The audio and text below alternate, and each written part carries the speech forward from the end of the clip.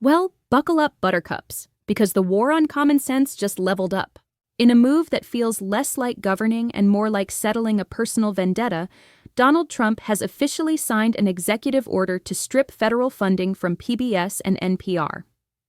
That's right, public broadcasting. The very thing that's been educating toddlers and informing adults for decades just got the boot.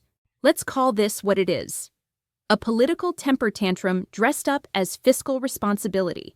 Now, what does this actually mean for real people? For millions of Americans, especially those in rural areas or communities where Wi-Fi is a luxury and cable news is out of reach, this decision could pull the plug on their only reliable source of news. NPR isn't just some background noise in your dentist's waiting room. It's journalism with depth. It's where facts get context, where headlines aren't just sound bites, and where the truth still matters. But oh, we're not stopping there, because this isn't just about the news, it's about the Muppets, y'all. Yes, this executive order puts the future of Sesame Street on the chopping block. That's right, Big Bird, Elmo, Kermit the Frog, and the Count are being tossed aside like yesterday's talking points. These characters aren't just puppets. They're educators. They've been teaching generations of kids their ABCs, how to count to 10, and how to treat each other like human beings. You know, radical stuff like kindness, inclusion, and emotional intelligence. So let's ask the question Sensible Sue has been asking for years. Why do Republicans have it out for Big Bird? Is it the feathers? The friendship? The terrifying threat of publicly funded literacy?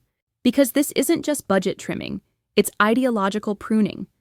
It's the belief that if you can't afford private education or subscription news, then tough luck.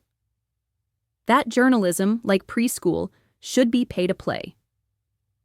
It's not about saving money, it's about controlling access. Cutting funding to public broadcasting isn't fiscally conservative, it's morally bankrupt. And while we're at it, let's talk about the hypocrisy. The same folks who scream freedom of speech when Twitter fact-checks a false claim are now gleefully pulling the plug on two of the most trusted, independent media institutions in the country. The irony is so thick, I need a chainsaw to cut through it.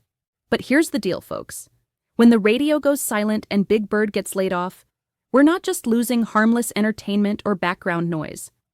We're losing institutions that have served the public good for generations. We're losing spaces where truth is told, where kids learn, and where voices outside the billionaire bubble still get heard. So no, Sensible Sue isn't having it. Not today, not ever. Because when you target PBS and NPR, you're not just going after the media. You're going after the people they serve. And guess what?